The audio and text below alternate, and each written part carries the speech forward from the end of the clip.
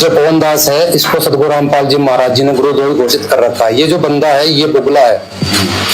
परमात्मा कहते तन उजला, परमात्मा कहते तन उजला और मन मैला, बुगला कपटी अंग, तासे तो कोवा भला बाहर भीतर एक ही रंग। यानी जो बुगला होता है उसका ऊपर से तो बहुत वाइट दिखता है, लेकिन उसका मन जो है मैला होता है। लेकिन कोवा जो है बाहर से भी काला अंदर से भी काला, तो लोग उससे सावधान रहते हैं। लेकिन बुगले के जाल में लोग जल्दी फंस जाते हैं, क्योंकि बुगला बाहर से कुछ दिखता है और अंदर से कुछ दिखता है। तो ये पवन दास जो है बिल्कुल वैसा ही है। बाहर से तो पूरा ढोंग करता है सत्सेवक का, मैं सत्सेवक हूँ, तो सतगुरु रामपाल जी महाराज जी के जय जयकारे लगाते, बंदी छोड़ सतगुरु रामपाल जी भगवान की जय, सारी सृष्टि के रचनार सतगुरु रामपाल जी महाराज। और दूसरी तरफ ये सतगुरु रामपाल जी महाराज जी को जो अपाहिज सिद्ध करने पे लगा हुआ है। इसका कहना है सतगुरु रामपाल जी महाराज जी ने 2014 से लेकर 2024 तक कुछ भी नहीं किया। जो कुछ कर रहा है मैनेजमेंट कर रहा है, उसके परिवार वाले कर रहे हैं, सतगुरु रामपाल जी महाराज कुछ नहीं कर रहे। इस अंधे का कहना है, इस डांगर का, जबकि सतगुरु रामपाल जी महाराज जी ने ही मैनेजमेंट बनाया है और मैनेजमेंट के माध्यम से सतगुरु रामपाल जी महाराज जी सब कुछ कर रहे हैं। और ये जो बंदा है ये मैनेजमेंट पे सवाल खड़ा करता है। मैनेजमेंट पे सवाल खड़ा करने का मतलब है सतगुरु रामपाल जी महाराज जी के ऊपर सवाल खड़ा करना, क्योंकि मैनेजमेंट को सतगुरु रामपाल जी महाराज जी ने बनाया। मैनेजमेंट तो सतगुरु रामपाल जी भगवान ने बनाया है, और ये जो पवन दास है, जो ये कौवा है, ये बगुला है, ये डांगर है, ये खांगर है, ये मैनेजमेंट पे सवाल उठाता है, मैनेजमेंट पे उंगली उठाता है। और मैनेजमेंट पर उंगली उठाने का मतलब है सतगुरु रामपाल जी के ऊपर उंगली उठाना। वाह भाई वाह। भाई हम मैनेजमेंट पर उंगली अपनी तरफ से नहीं उठा रहे, हमें मैनेजमेंट पर उंगली उठाने का आदेश सतगुरु रामपाल जी भगवान ने ही दिया है। देखो हम तो ज्ञान आधार से चर्चा करते हैं, हम अपनी तरफ से कुछ नहीं बोलते भाई, वो अबाई नहीं बकते। जो भी कहेंगे उसके हम पुख्ता प्रमाण देंगे, पुख्ता सबूत देंगे। अगर मैनेजमेंट सतगुरु रामपाल जी भगवान ने बनाया है और मैनेजमेंट पे उंगली नहीं उठानी चाहिए, तो पहली बात तो आपका ये तर्क भी जो है ये गलत है, क्योंकि मैनेजमेंट अलग है और सतगुरु रामपाल जी भगवान जो है वो अलग हैं। मैनेजमेंट वाले जितने भी लोग हैं वो जीव हैं, वो एक स्त्री और पुरुष हैं, आप और हमारी तरह वो इंसान हैं। और मैनेजमेंट जिसने बनाया होगा वो है भगवान, परमात्मा, सतगुरु रामपाल जी भगवान।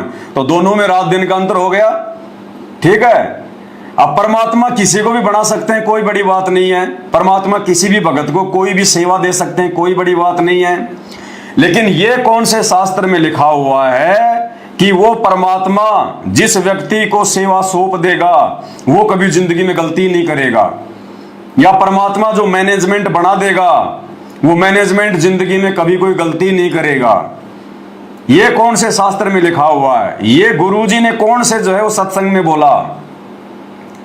दूसरी बात, मैनेजमेंट के खिलाफ हम उंगली उठाते हैं तो कोई राग द्वेष ईर्ष्या के अनुसार नहीं उठाते। मैनेजमेंट ने हमारी कोई जमीन नहीं हड़प रखी है, हमारा कोई मकान पे कब्जा नहीं कर रखा है, वो हमारा कोई दुश्मन नहीं है। वो तो आप और हमारी तरह भगत है, 2 कोटि का जीव है। बस अंतर इतना है, मर्यादा टूटने के चलते वो काल के अधीन हो गया। अब काल उसको मदारी के बंदर की तरह नचा रहा है। और वो मैनेजमेंट यदि ज्ञान के विरुद्ध कोई काम करेगा, भले ही वो संत रामपाल जी ने बनाया मैनेजमेंट, अगर वो मर्यादाओं के विरुद्ध काम करेगा या चलेगा, या संगत में कोई ऐसा नाटक करेगा, आडंबर करेगा, पाखंड फैलाएगा, तो वही संत रामपाल जी भगवान का ये सत्संग रूपी आदेश है। भगत ने फिर ज्ञान आधार से उसकी पोल भी खोलनी चाहिए। देखा देखी में चलने के लिए संत रामपाल जी ने आदेशित नहीं किया। परमात्मा कहते हैं, कहे कबीर सोए जन मेरा, जो नीर खीर का करे निबेरा। जो सही और गलत को देखकर आगे बढ़ेगा, आंख बंद करके नहीं चलेगा, गुरुदेव कहते हैं वो मेरा असली भगत है। तो भाई खुद सतगुरु रामपाल जी भगवान ने सन 2014 बरवाला कांड के बाद जब उनको पुलिस प्रशासन पंचकुला लेकर जा रहा था मेडिकल के लिए, तो भाई 20 नवंबर की रात्रि को, 20 नवंबर 2014 की रात्रि को, क्योंकि 18 नवंबर 2014 को बरवाला कांड हुआ था, और 19 नवंबर 2014 की रात्रि को तकरीबन 9 साढ़े 9 बजे, क्योंकि दास भी तो उसी आश्रम में मौजूद था उस समय, हमारी आंखों के सामने गुरुदेव भगवान को पुलिस प्रशासन लेके गया था। तो जब आश्रम से गुरुजी को रात में पुलिस प्रशासन लेके गया और रात के 1 बजे जब एम्बुलेंस से गुरुजी चंडीगढ़ के पंचकुला मेडिकल कॉलेज में और अपने मेडिकल के लिए पहुंचे, और जैसे मेडिकल से गुरुदेव बाहर निकले उसी समय मीडिया ने उनसे सवाल जवाब करने शुरू कर दिए और गुरुदेव ने स्पष्ट रूप से कह दिया कि मैंने बरवाला कांड में कुछ नहीं किया, जो भी किया वो राष्ट्रीय समाज सेवा समिति ने किया। अब ये राष्ट्रीय समाज सेवा समिति क्या है? राष्ट्रीय समाज सेवा समिति का दूसरा नाम है सतलोक आश्रम मैनेजमेंट हरियाणा। जिस मैनेजमेंट के विषय में ये भाई कह रहा है कि मैनेजमेंट गुरुजी का बनाया हुआ है, उसी मैनेजमेंट ने अपना नाम रखा सन 2010 में राष्ट्रीय समाज सेवा समिति RSSS। यानी वो के वो लोग, वही गुरुजी के बेटा बेटी, उनके भाई, उनके रिश्तेदार, ये स्टेट कोऑर्डिनेटर, वही सारे के सारे लोग, इन सभी लोगों ने मिलकर एक समिति बनाई काल की सुनियोजित चाल के तहत, जिसका नाम रखा राष्ट्रीय समाज सेवा समिति। वो चाहे मैनेजमेंट कहो चाहे राष्ट्रीय समाज सेवा समिति कहो, एक ही बात है, आदमी वो के वो, बस खाली नाम चेंज कर दिया गया उसका। तो जब मीडिया वालों ने गुरुदेव से सवाल जवाब किए कि महाराज जी आश्रम में इतने आदमी मारे गए हैं, आपको कोई अफसोस है? और आपके वहां पे जो है इतने वो गुंडे खड़े थे, तो गुरुदेव स्पष्ट रूप से कह रहे हैं, ये वीडियो अभी आपको सुनाऊंगा, देखना ये गुरुदेव का। गुरुदेव स्पष्ट रूप से कह रहे हैं कि वो जो भी कुछ किया वो राष्ट्रीय समाज सेवा समिति ने किया। गुरुदेव ने, ये तो सत्यवादी परमात्मा है भाई, अरे ये भगवान भी अगर तुम्हें लगता है कि झूठ बोल रहा है तो फिर धरती पर फिर सोच लेना कोई भक्ति नहीं है, फिर धरती खाली है, मरेंगे लोग, फिर कुछ नहीं है इस धरती पर। अगर ये सत्यवादी भगवान भी अगर झूठ का सहारा लेने लग गया तो इसको किसका डर है भाई? इसको किसका भय है जो ये झूठ बोलेगा? इन्होंने स्पष्ट राष्ट्रीय समाज सेवा समिति अर्थात सतलोक आश्रम मैनेजमेंट हरियाणा अर्थात अपने परिवार व रिश्तेदारों को बरवाला कांड का दोषी बताया, और किसी बंद कमरे में नहीं बताया, पूरी दुनिया के सामने, मीडिया वालों के सामने लाइव बताया। और यदि कल को सतगुरु रामपाल जी के ये स्टेटमेंट यदि ये गलत हो जाते हैं तो भाई आने वाले समय में दुनिया इनकी भक्ति नहीं करेगी, क्योंकि दुनिया सत्यवादी की भक्ति करती है, झूठे की भक्ति नहीं करती। हम रोज संध्या आरती पढ़ते हैं, सत्यवादी के चरणों की मैं सिर पे डारूं धूर, और 84 निश्चय मिटे पहुंचे तख्त हजूर। ये वो सत्यवादी भगवान है। अगर संगत की आंखें खुल जाएं तो इस वीडियो को देख कर, और ये सत्यवादी भगवान मीडिया के सामने पूरी दुनिया को क्या संदेशा दे रहा है? उस मैनेजमेंट के खिलाफ बयान दे रहे हैं गुरुदेव, उस राष्ट्रीय समाज सेवा समिति के खिलाफ बयान दे रहे हैं। अब ये राष्ट्रीय समाज सेवा समिति कोई पाकिस्तान की एजेंसी नहीं है जो आश्रम में आके मैनेजमेंट संभाल रही थी। गुरुदेव के दोनों वो सारी लिस्ट है मेरे पास में, जितने भी मेंबर हैं इसके 50 राष्ट्रीय समाज सेवा समिति के, दास अनेकों बार आपको वीडियो में दिखा चुका है। जितने भी लोग मैनेजमेंट वाले उसके मेंबर हैं, जिसमें दोनों गुरुजी के लड़के राम कुमार ढाका, बलवान जाखड़, ये जितने भी जो स्टेट कोऑर्डिनेटर हैं, बलजीत, सबके नाम हैं। तो गुरुदेव उन सबको कह रहे हैं, यानी जितने भी लोग उस समिति में शामिल हैं, गुरुजी ने उन समिति में शामिल लोगों के ऊपर बरवाला कांड का दोष रख दिया, ये कहकर कि मैंने कुछ नहीं किया, जो भी कुछ किया राष्ट्रीय समाज सेवा समिति ने किया। अब मीडिया वाले ने गुरुजी से पूछा कि महाराज जी समिति भी तो आपकी है, तो गुरुजी स्पष्ट कह रहे हैं कि नहीं, समिति मेरी नहीं है। इतना अच्छा स्टेटमेंट सतगुरु रामपाल जी भगवान ने, इस अंतर्यामी भगवान ने जेल जाने से पहले दे दिया, वरना भाई किसी को नहीं पता चलता कि बरवाला कांड ये किसने करवा दिया। तो सुनो परमात्मा का ये वचन। इतने इल्जाम है सर, आपके ऊपर इतने इल्जाम झूठे कैसे हैं आपके ऊपर? आपके गुंडे इतने खड़े थे वहाँ पे, हजारों आदमी हरियाणा पुलिस से। मेरे नीचे राष्ट्रीय समाज सेवा समिति नहीं तो आपकी समिति है।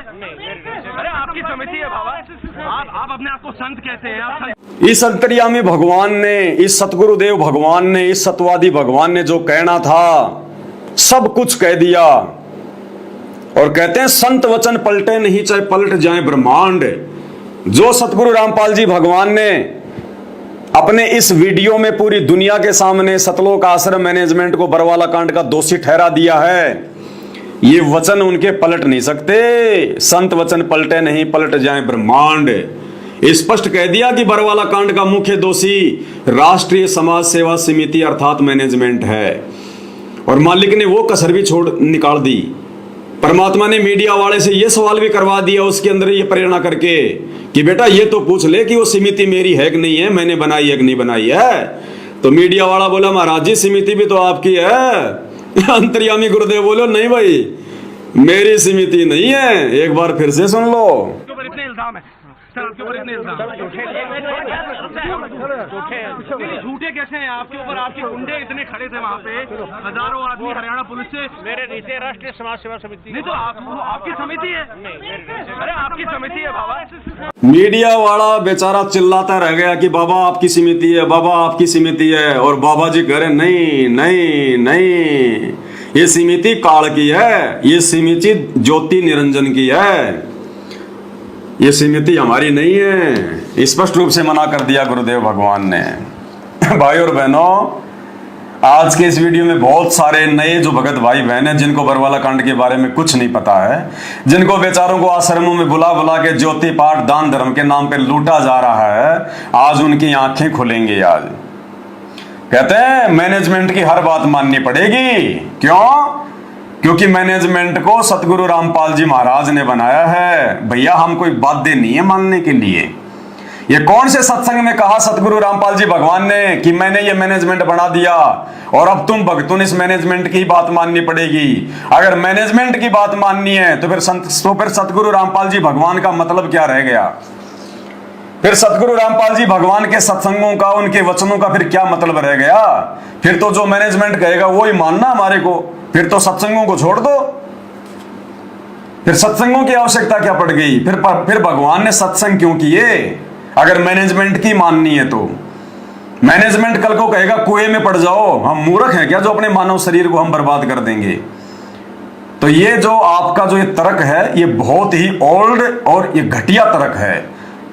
बच्चे भी इतनी समझ रखते हैं, लेकिन उससे भी नीचे गिरी हुई सोच इस भाई की है। काल इतना नीचे गिराता है इंसान को। कहता मैनेजमेंट सतगुरु रामपाल जी महाराज जी ने बनाया, इसलिए उसकी हर बात माननी पड़ेगी। और मैनेजमेंट मतलब सतगुरु रामपाल जी भगवान ही समझ लेना। भाई ये काल, ये दुर्गा, ये ब्रह्मा विष्णु महेश, ये किसने बनाए हैं? ये आपके दादा परदादा ने बनाए हैं क्या?